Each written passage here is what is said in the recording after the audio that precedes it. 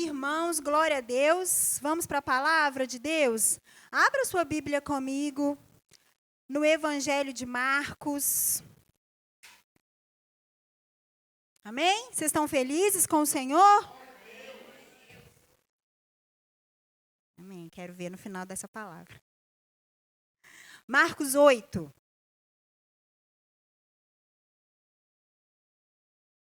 Amém? Acharam? Nós vamos ler um pouquinho de Bíblia hoje, que nós vamos ler até o 21. E saindo os fariseus, puseram-se a discutir com ele. E tentando-o, pediram-lhe um sinal do céu. Jesus, porém, arrancou do íntimo do seu espírito um gemido e disse: Por que pede esta geração um sinal? Em verdade vos digo que a esta geração não se lhe dará sinal algum. E deixando-os, tornou a embarcar e foi para o outro lado. Versículo 14. Ora, aconteceu que eles se esqueceram de levar os pães. No barco não tinha consigo, senão um só. Preveniu-o Jesus dizendo: Vede, guardai-vos do fermento dos fariseus e do fermento de Herodes. E eles discorriam entre si: É que não temos pão. Jesus, percebendo, lhes perguntou: Por que discorreis sobre o não terdes pão? Ainda não consideraste, nem compreendestes? Tendes o coração endurecido? Tendo olhos, não vedes? E tendo ouvido, não ouvis? Não vos lembrais de que quando partiu 5 pães para os 5.000, quantos cestos cheios de pedaços recolhestes? Responderam eles: 12. E quando parti os 7 pães para os 4.000, quantos cestos cheios de pedaços recolhestes? Responderam 7. Ao que lhes disse Jesus: Não compreendeis ainda? Pai, esta é a sua palavra, Senhor. Nós apresentamos aqui este tempo diante do Senhor e pedimos ao Senhor, ao teu Espírito, que fale aos nossos corações. Que essa palavra, Deus, encontre um lugar em nós, que ela seja cravada em nós, para que haja, Senhor, uma transformação nas nossas vidas. Senhor, leva a nossa mente, os nossos ouvidos, as nossas emoções cativas ao Senhor neste tempo. Nós repreendemos, Pai, tudo que não provém do Senhor do nosso meio, neste tempo. Enquanto estivermos aqui, guarda tudo que é nosso, em nome de Jesus. Irmãos, essa palavra, como eu disse hoje para vocês, que essa manhã eu creio que é uma manhã de alinhamento. Que é uma manhã em que o Senhor quer nos levar à reflexão de como nós temos nos comportado até aqui. E graças a Deus por isso, porque o Senhor não desiste de nós, amém? E esse texto que nós lemos aqui, eu quero fazer um plano de fundo do que estava acontecendo, para que a gente consiga entender melhor. A Bíblia vai dizer aqui, se voltarmos um pouquinho aí no capítulo 7, que Jesus estava com os discípulos andando por uma região chamada Decápolis. Essa região era uma região de 10 cidades, e essas cidades elas não eram como as cidades de hoje, elas eram pequenos vilarejos ali em torno do Mar da Galileia. E a Bíblia vai dizer aí no capítulo 7 que Jesus estava ali fazendo vários milagres, pregando a palavra de Deus, libertando cativos, fazendo milagres. Aqui já tinha acontecido, Jesus tinha feito a multiplicação de pães e peixes 2 vezes. E a notícia sobre Jesus estava cada vez mais se espalhando. E aqui no capítulo 8, um pouquinho antes do que a gente leu no versículo 10, vai falar de uma transição geográfica de Jesus. Jesus, ele sai ali daquela região, em torno do Mar da Galileia, onde ele estava fazendo maravilhas, e ele vai para uma outra região chamada Dalmanuta. Olha que nome, só nome legal e facinho, né? Dalmanuta. E ali, nessa região, a Bíblia diz aqui, quando ele chega ali, que ele teve 2 momentos, que foi aquilo que a gente leu. No primeiro momento, ele se encontrou com os fariseus. Eita, fariseus, os famosos. Aqui no do versículo 11 ao 13, a gente vai ver o que aconteceu nesse encontro. A Bíblia vai nos dizer que ao encontrar com os fariseus, Jesus se decepciona. Jesus se frustra com o que os fariseus falam com Jesus, com o comportamento dos fariseus. Por quê, irmãos? Nós sabemos que os fariseus eram líderes religiosos, perseguidores de Jesus, não é mesmo? Eles queriam a cabeça de Jesus. Então, meio que já era de se esperar mesmo que se Jesus se encontrou com eles, algo ruim iria acontecer, não é verdade? Mas aí a Bíblia vai falar do versículo 14 ao 21 de um segundo momento. De um momento onde agora Jesus estava com os discípulos. E aí você pode pensar assim, não, se agora Jesus está com os discípulos, deu bom esse encontro. Esse encontro foi legal. Só que na verdade não, irmãos. Para nossa surpresa, a Bíblia nos contou aqui, como nós lemos, que nesse encontro de Jesus com os discípulos, ele também se frustrou. Ele também se entristeceu com o comportamento dos discípulos. E isso aqui chama muito a minha atenção.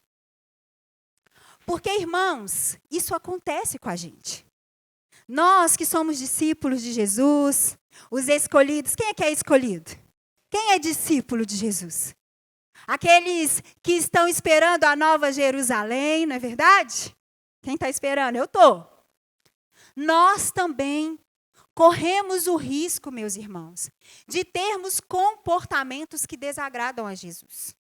Nós também, irmãos, corremos o risco de desapontarmos Jesus, de entristecermos o coração de Jesus com os nossos comportamentos. E talvez isso não seja um risco pequeno.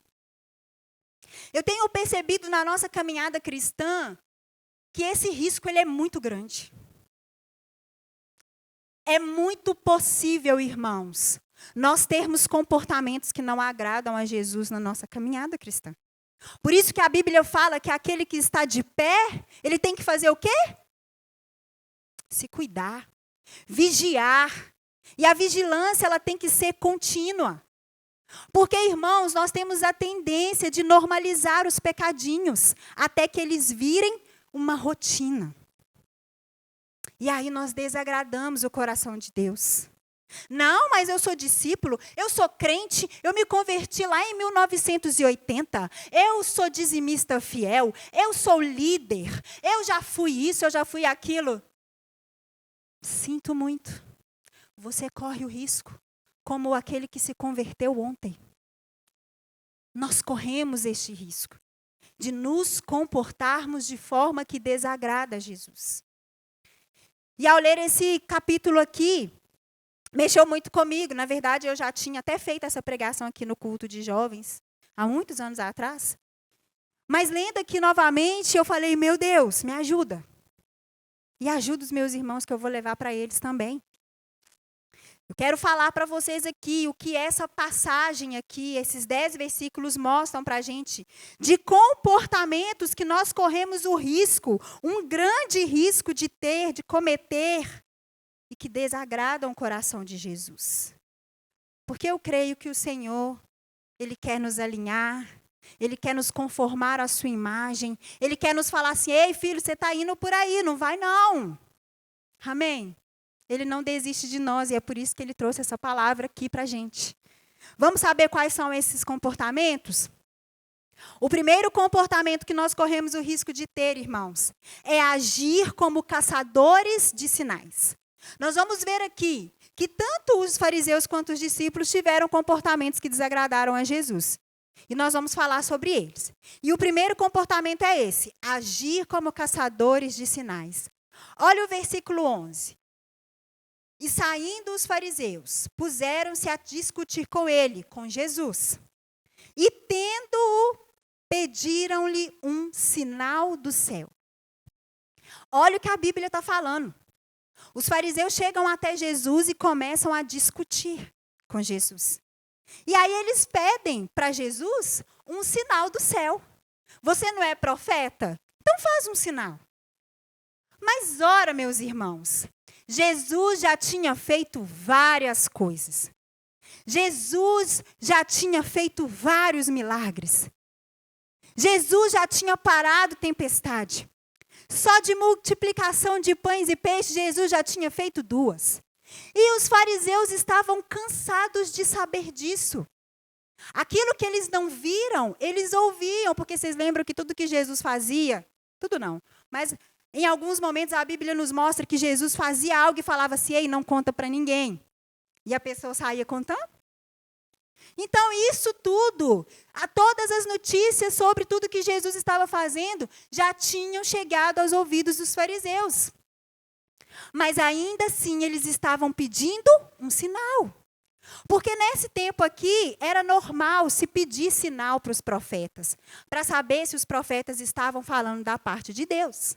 Mas essa não era a intenção dos fariseus. Eles não estavam fazendo isso porque era um costume. Eles estavam fazendo isso para questionar, para causar. A Bíblia diz aí, eles começam a discutir. Essa palavra discussão, ela traz a ideia de questionamento.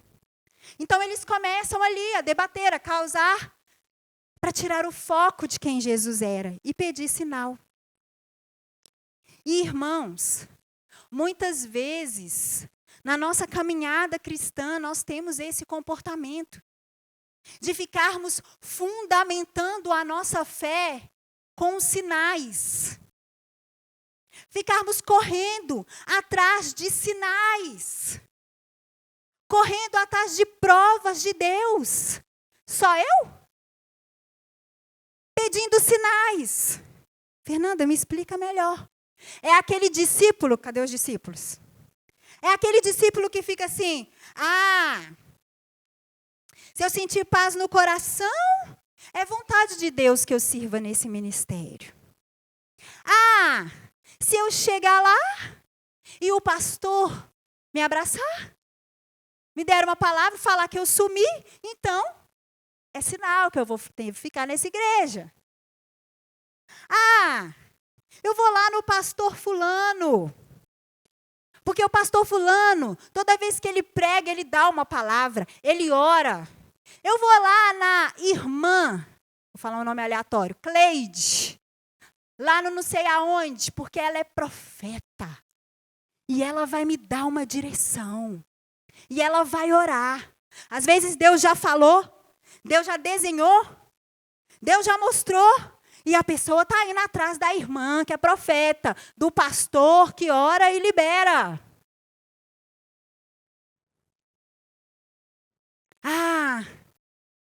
Se isso acontecer, então, Deus está comigo. E talvez você nunca falou nada disso.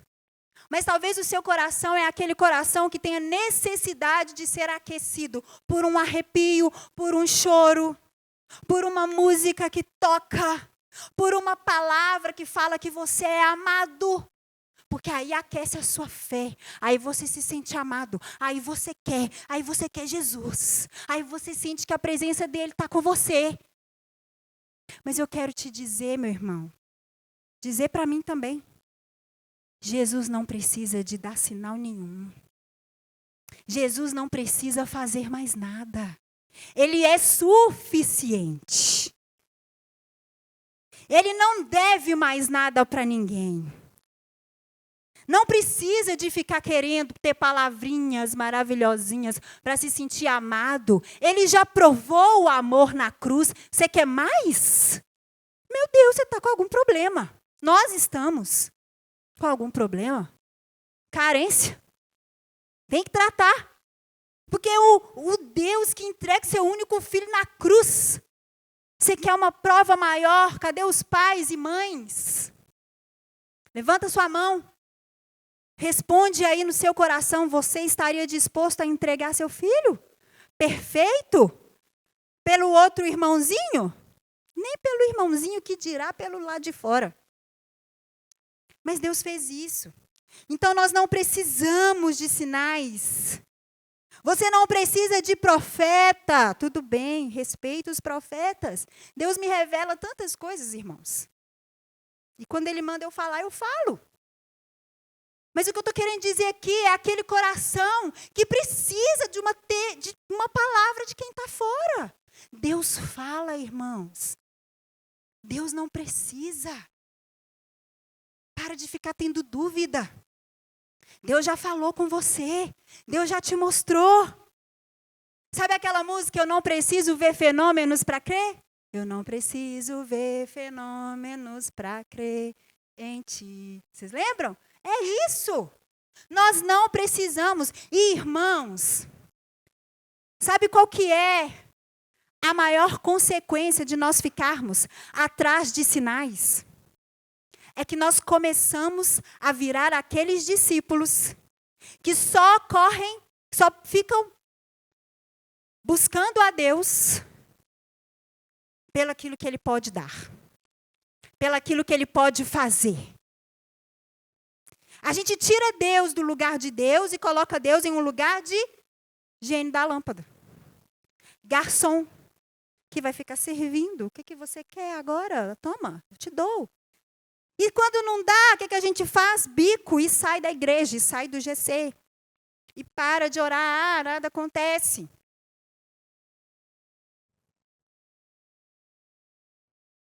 E eu quero dizer para você, Deus, Ele não é Deus por aquilo que Ele faz. Ele é Deus por aquilo que Ele é. Se Ele fizer, Ele é. Se Ele não fizer, se a porta abrir, Ele é Deus. E se a porta se fechar? Ele é Deus, irmão. Ele é Deus. Ele faz para a gente porque Ele é bom, porque Ele é papai, Ele é amoroso. Mas Ele não precisa.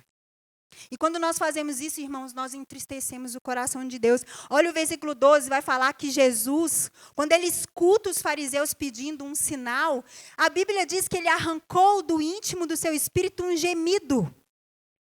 Tem versões que falam assim, Jesus suspirou.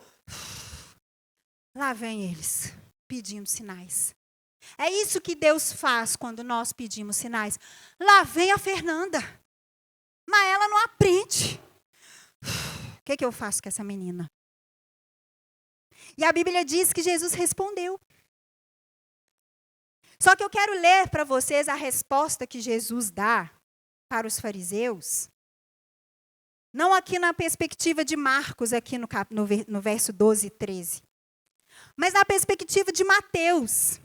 Porque aqui, irmãos, Marcos estava escrevendo para os gentios. Então, ele fala sobre a resposta de Jesus de uma forma bem sucinta. Mas Mateus estava escrevendo para os judeus. Vocês sabem disso, né? Acho que não. Ninguém falou que sabe. Mateus estava escrevendo para os judeus. Então, quando o evangelista Mateus descreve a resposta que Jesus dá, porque ele também conta essa história, ele detalha mais, porque faria mais sentido para os judeus, que eram aqueles que conheciam o Antigo Testamento. Eu vou ler para você a resposta que Mateus dá. Está lá, Mateus 16, 2, 4, se o Vitor quiser colocar. Mas a minha versão é a nova tradução da linguagem de hoje, a que eu coloquei aqui. Que eu achar mais fácil aqui para todo mundo entender. Olha o que Jesus responde para os fariseus quando os fariseus pedem um sinal. Ele diz assim, de tarde vocês dizem, vamos ter um bom tempo, porque o céu está vermelho. E de manhã cedo dizem, vai chover, porque o céu está vermelho e escuro. Olhando o céu, vocês sabem como vai ser o tempo. E como é que não sabem explicar o que querem dizer os sinais desta época? Como o povo de hoje é mau e sem fé. Tem versão que ele fala assim, como vocês têm um coração endurecido. E aí ele fala assim, vocês estão me pedindo um milagre. Mas o milagre de Jonas é o sinal que lhe será dado. Não vou dar mais sinal nenhum. Olha o que ele responde para os fariseus. Ei, vocês olham lá para o céu e falam assim, está com nuvem. E a nuvem está cinza, então hoje vai chover. Então vocês conseguem interpretar o que é subjetivo, que é o céu, que é o tempo. Mas não conseguem discernir o que está acontecendo aqui do lado de vocês, O que eu estou fazendo aqui, ainda assim vocês não conseguem entender que eu sou o profeta de Deus, que eu sou o Messias? Que coração endurecido é esse? Eu não vou dar sinal nenhum, a não ser o sinal que eu já dei de Jonas. Porque Jonas fez menção. Quem todo mundo sabe o que aconteceu com Jonas? Quem já foi ali, criancinha e foi na escola dominical, sabe. Porque Jonas fez menção a Jesus. Ele foi aquele que ficou 3 dias e 3 noites no ventre de uma baleia. E Jesus foi aquele que ressuscitou ao 3º dia. Então Jesus falou, eu já dei o sinal. E agora eu sou o sinal. Eu não vou dar mais nenhum sinal para vocês. E é isso, meus irmãos, que Jesus está falando comigo e com você nesta manhã. Para de me pedir milagre. Para de me pedir sinal. Para de achar que eu não estou com você. Eu sou o sinal. Eu habito em você. Chega, confie em mim, vamos embora. Amém? E aí a Bíblia diz que ele deixou eles de lado. Não insistiu, não. Ó, vou dar sinal nenhum, tchau. E aí a gente vê o segundo comportamento. Que nós corremos o risco, um grande risco. Eu quero abrir esse parêntese. Que é aparentar ser uma coisa, viver uma coisa que nós não vivemos. Aparentar amar a Deus, mas estarmos com o nosso coração distante de Deus. Olha aí o versículo 14. Ora, aconteceu que eles se esqueceram de levar os pães. E lá no barco não tinham consigo, senão um só. Preveniu Jesus dizendo, vede, guardai-vos do fermento dos fariseus e do fermento de Herodes. Deixa eu explicar para vocês. A Bíblia diz então lá no versículo 13, que Jesus responde aos fariseus e vai para o outro lado no barco com os discípulos. Então, aqui que nós lemos aqui no 14, já é Jesus no barco com os discípulos. E lá, a Bíblia diz que os discípulos tinham esquecido o pão. E que eles começam um zum, que eles começam a discutir. E nesse zum ali, Jesus está observando, né? Os discípulos. Você esqueceu o pão? Ah, não trouxe. E agora? O que ele vai fazer? E tal, não sei o quê. Como é que nós vamos fazer? Meu Deus, será que não tem como a gente voltar e tal? E aí Jesus fala com eles assim.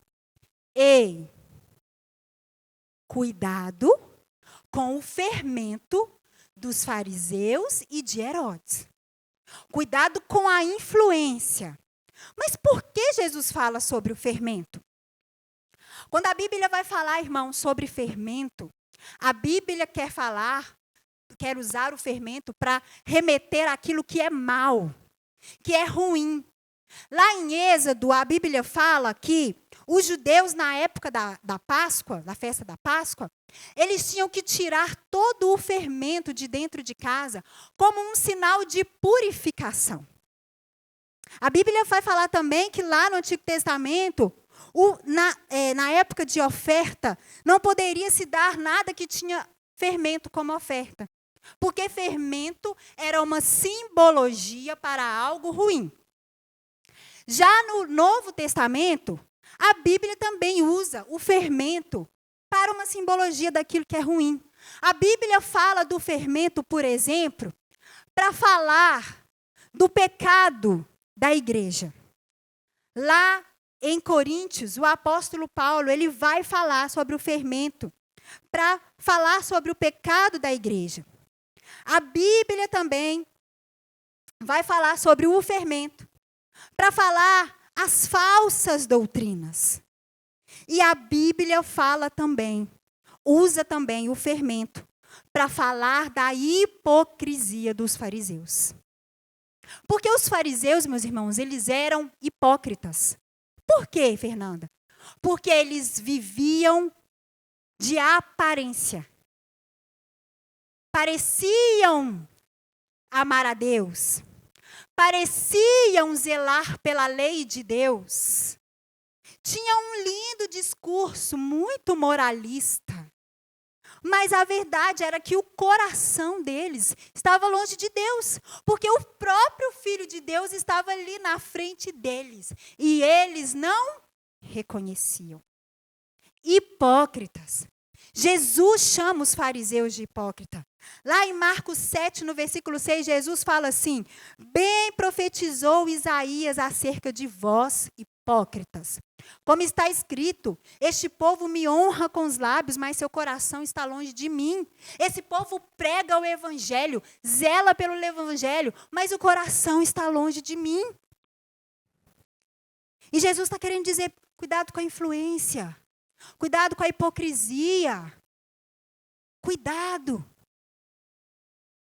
E ele fala ainda, cuidado com o fermento de Herodes. Quem eram os herodianos? Não era um grupo religioso, mas eram aqueles que achavam que Herodes era a solução para a nação judaica. Faziam de Herodes o seu Deus. O Messias ali caminhando e eles adorando a Herodes. Um coração cheio de idolatria, cheio de si mesmo, cheio das coisas que aparentava por causa do poder de Herodes. E nós corremos esse risco, irmãos. Corremos o risco de viver uma falsa religiosidade. Uma religiosidade vazia. Corremos o risco de acostumarmos tanto com a rotina do evangelho, de ser crente, que passamos a ser meros frequentadores de igreja. Vamos no automático, vivendo. Chegou domingo. Não, nem li a Bíblia, nem orei. Não fiz nada, mas já chegou domingo, então vamos embora. Nós corremos esse risco, irmãos. Corremos grandemente esse risco. Corremos o risco de ter cara de crente, roupa de crente, rotina de crente. Bate o cartão na igreja, pá. Bate o cartão na célula, bate o cartão no grupo de oração. Bate o cartão no evento. Mas o nosso coração está longe de Deus, não temos vida com Deus no nosso dia a dia. Corremos o risco, irmãos, de ficarmos adorando. Adorando, glória a Deus, aleluia. É em nome de Jesus para cá, em nome de Jesus para lá. E eu sei todas as músicas. E o pastor começa a pregar, a gente fala assim, isso aí eu já sei, eu já ouvi, já vi isso aí. Mas o coração está cheio de amargura. Mas o coração não consegue perdoar. Mas o coração está cheio de crítica. Eu vou falar para vocês. Cristão tem uma mania de criticar. Critica a igreja, critica o pastor, critica o irmão, critica o ministério, critica a igreja do lado. Só criticando. E quanto menos a pessoa faz, mais ela critica. Porque ela tem tempo para ver o que o outro está fazendo. Porque aquele que está trabalhando, que está servindo, que está amando Jesus, ele vai ver com outros olhos. Não é verdade? Ele sai do lugar de crítico e passa a ser servo. O que eu posso fazer para melhorar? Pastor, o que eu posso fazer para te ajudar?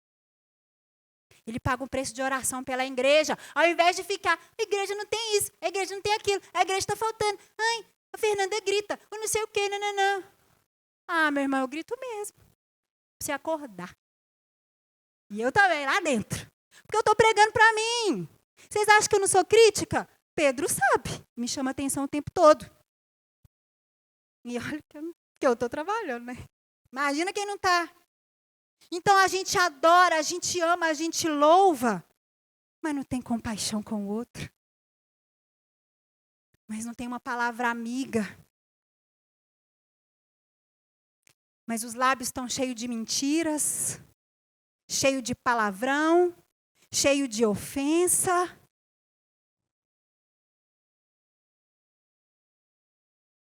É um risco que nós corremos. E o grande risco disso, irmãos, é que nós passamos a normalizar. Eu não consigo, eu minto mesmo. E aí daqui a pouco algo que seria para ser uma queda, eu estava bem e caí, arrependeu e melhorei. começa a virar uma rotina. Tá tão normal. Tá tão normal ir para a cama com o namorado que a gente se ama. Tá tão normal sonegar imposto que o Brasil é rico, tudo corrupto. Deus me entende. Deus sabe que eu não tenho condições. Tão normal falar mal dos outros. É porque o outro que deu motivo. E aí vira os crentes, sepulcro, caiado. Cara de crente, roupa de crente, linguajar de crente. Está repreendido em nome de Jesus. Está amarrado. Paz do Senhor, meu irmão. E o coração. Porque, irmãos, a gente pode enganar. Eu posso enganar você. Eu posso. Eu sei que eu tenho cara de crente. Eu sei que eu fico como uma crente aqui.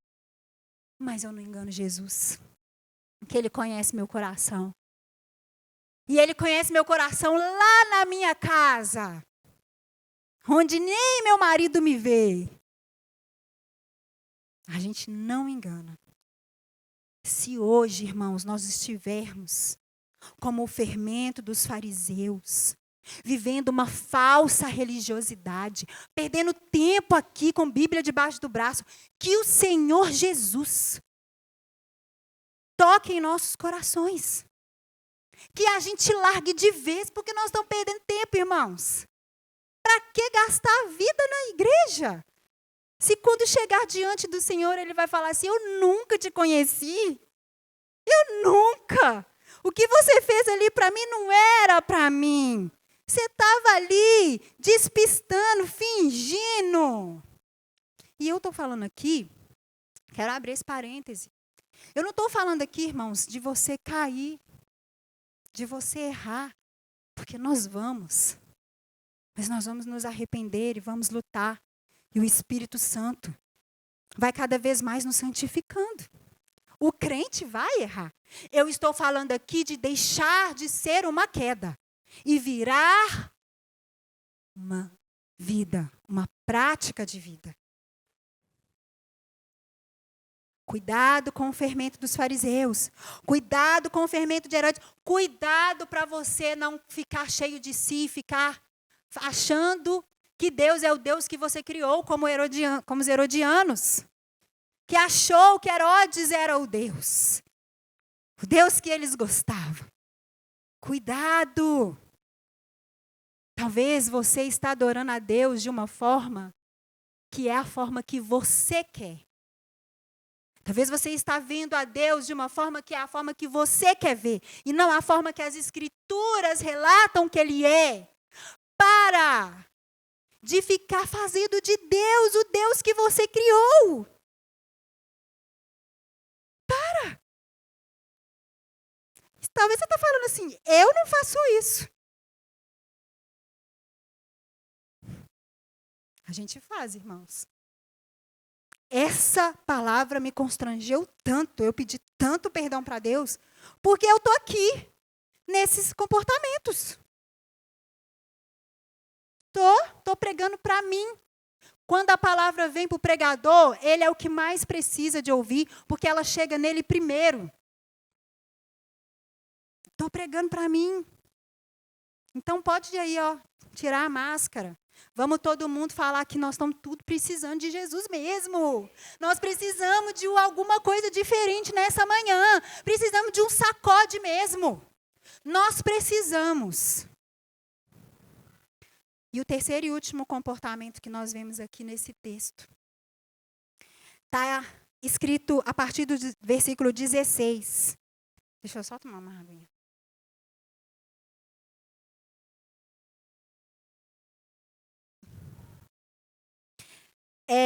E eles discorriam entre si. É que não temos pão. Jesus, percebendo, lhes perguntou: por que discorreis sobre o não terdes pão? Ainda não considerastes, nem compreendestes? Tendes o coração endurecido? Tendo os olhos não vedes, e tendo ouvidos não ouvis? Não vos lembrais de quando parti para vocês os 5 pães, para os 5.000? Quantos cestos cheios de pedaços vocês recolhestes? E aí os discípulos responderam: 12. E quando parti os 7 pães para os 4.000, quantos cestos cheios de pedaços recolhedes? E os discípulos responderam: 7. E Jesus disse: então, vocês ainda não compreenderam. Esse é o terceiro comportamento. É o comportamento que nós temos de esquecer de tudo que Jesus fez e faz para nós. Esse eu tenho certeza que você vai cair dele. Você vai se identificar. Porque olha o que acontece aqui, irmãos. A Bíblia nos diz, eu falei para vocês, Jesus já tinha feito 2 multiplicações de pães e peixes. 2 vezes Jesus tinha multiplicado. E tinha alimentado a multidão. E os discípulos entram no barco e lembram que eles esqueceram o pão. O que era para eles falarem? Esquecemos mais. Jesus está aqui. Mas eles começam a ficar preocupados. E agora? E começam a discutir entre eles. E agora? A palavra discorrer, ela quer dizer argumentar. E agora? O que a gente faz? Meu Deus. E ele ainda falou de fermento. Então ele já percebeu que nós esquecemos o pão. Meu Deus do céu. E agora? E Jesus fica assim.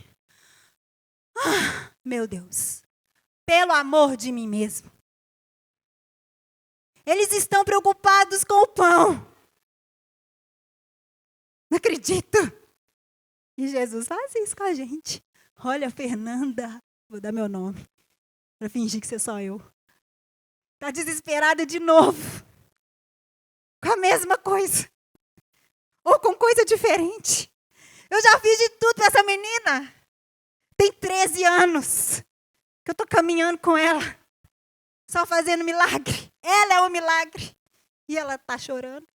Está com medo. Pedro é minha testemunha. Palavra que eu mais falo lá em casa. Tô com medo. Tô com medo.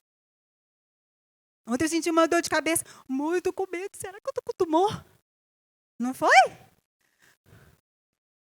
Uma dor de cabeça, irmãos. Mas uma dor de cabeça. Que eu lembrei da Thaís, com as enxaquecas dela. Só queria ficar deitada com a compressa de pano de prato molhado aqui na testa. Achei que eu estava com câncer. Tumor. Medo. O que é isso? Cadê o seu Deus? E Jesus fala isso com eles. Peraí. Vocês estão discorrendo por causa de fermento. Por causa de... Aliás, pode fermento não. Por causa de pão. Vocês ainda não compreenderam. Vocês não entenderam nada.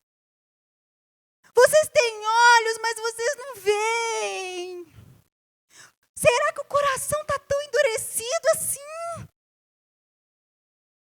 E aí Jesus começa a fazer o que a Bíblia diz. Trazer à memória. Lembrá-los. Olha só. Quando eu parti os 5 pães para 5.000 pessoas, quantos cestos cheios de pedaço vocês recolheram? Quando eu parti os 7 pães para 4.000, quantos cestos? Então, gente, será que vocês não entenderam quem eu sou? Será que vocês não entenderam que eu não preciso de pão? Será que eu vou ter que fazer mais o quê? Lagoinha Mangabeiras, o que mais Deus vai ter que fazer para você parar de se agitar? Para que você durma uma noite tranquilo, descansando naquele que trabalha em favor daquele que dorme. Para que você entenda que Ele está no controle. O que mais Ele vai fazer? O que mais precisa? Que o seu coração se quebrante, porque a Bíblia diz que Jesus perguntou para eles, o coração está endurecido assim? Que você não está conseguindo entender quem eu sou? A gente acha que falta de fé, a nossa humanidade, é coração endurecido, irmãos. É pecado. A gente tem que aprender a confiar no Senhor. A gente tem que aprender. O nosso único papel é confiar. Como aquela música, é meu, somente meu, todo o trabalho. E o teu trabalho é descansar em mim. O trabalho é do Senhor. O nosso é a parte mais fácil. Descansar, confiar, entregar. E é isso que nós vamos fazer em nome de Jesus nessa manhã. Mas é para confiar mesmo. Porque na hora que a gente esquecer o pão, o que nós vamos falar? O pão da vida está aqui, Rubio. O pão da vida está aqui. Eu tenho a presença dele, pode aplaudir mesmo. É para ele.